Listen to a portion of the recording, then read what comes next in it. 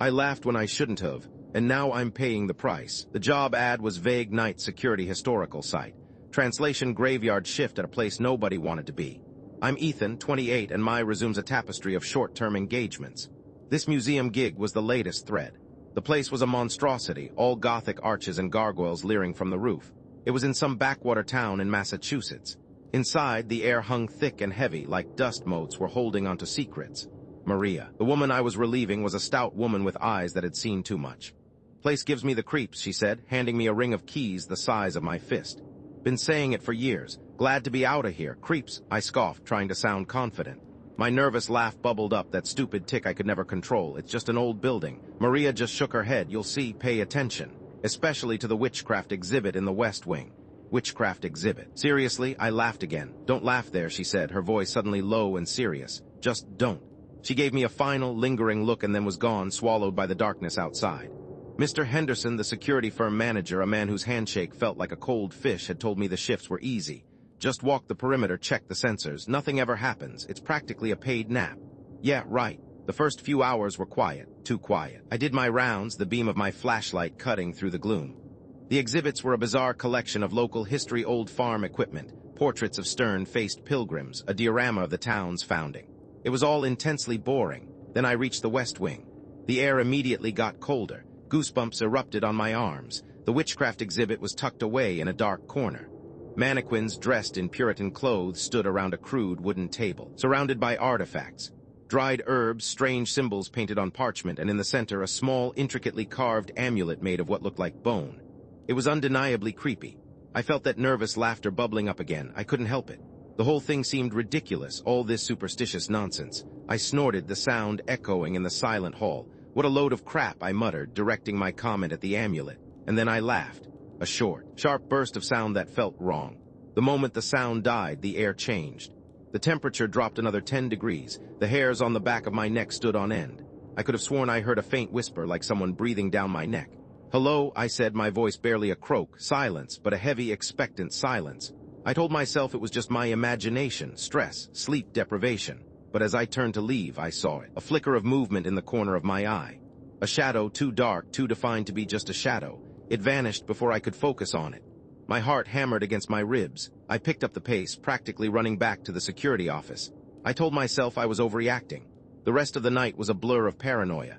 Every creak of the building, every rustle of leaves outside the windows sent shivers down my spine. I kept expecting to see that shadow again. I reported the incidents to Henderson the next morning. He just sighed. "Look, Ethan, this is a sensitive job. We've had some issues with previous guards. Stress, you know. Maybe you're not cut out for it. Stress." I saw something, I insisted. "There was a shadow, and I heard noises. Noises happen in old buildings," he said dismissively. "And shadows? It's night, Ethan. Focus on the job. No more false alarms." Sarah, my girlfriend, was more sympathetic, but equally skeptical. "Honey, you're exhausted, and you've been drinking way too much coffee. It's probably just your nerves." I tried to explain, but I could see the doubt in her eyes.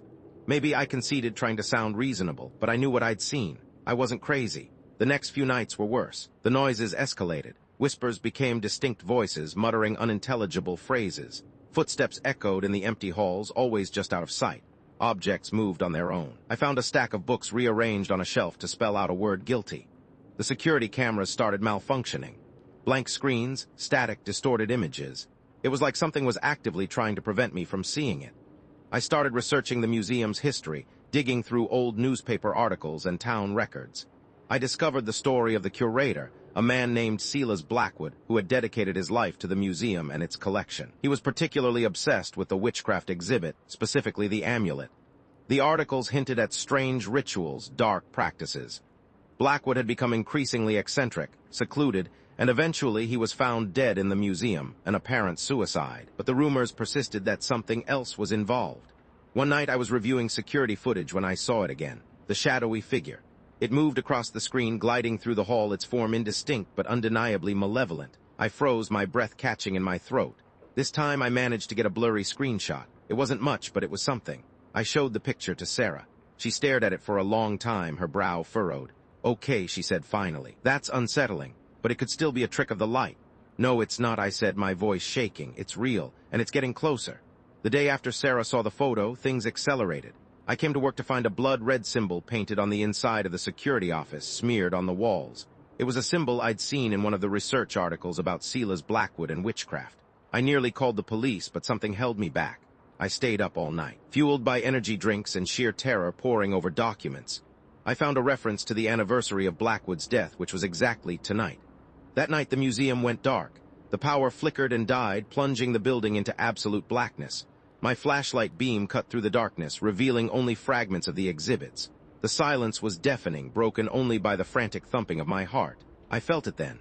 A presence. A cold, suffocating dread that filled every corner of the museum.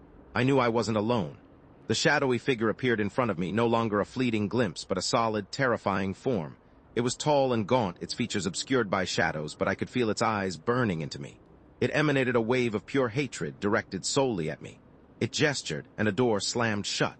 I ran, but the figure was always a step ahead, blocking my path, hurting me back towards the west wing, towards the witchcraft exhibit. Panic clawed at my throat. I stumbled into the exhibit, the beam of my flashlight dancing across the grotesque displays. The air was frigid, the smell of decay overwhelming. The figure solidified, taking on a more defined shape. It was Blackwood, his face contorted in a silent scream, his eyes burning with a malevolent light. He raised his hand, pointing a skeletal finger at me. "You laughed," he rasped, his voice a hollow echo in the darkness. "You mocked. Now you will pay." He lunged. I stumbled back, tripping over a display case. He was upon me, his icy touch sending a jolt of fear through my body. I remembered the amulet. It was the source of his power, the key to his existence. I had to destroy it. I scrambled to my feet, dodging Blackwood's grasp. He was surprisingly strong, his movements jerky and unnatural. I grabbed a heavy iron candlestick from the table and swung it with all my might. It connected with Blackwood's head. He staggered back, momentarily stunned.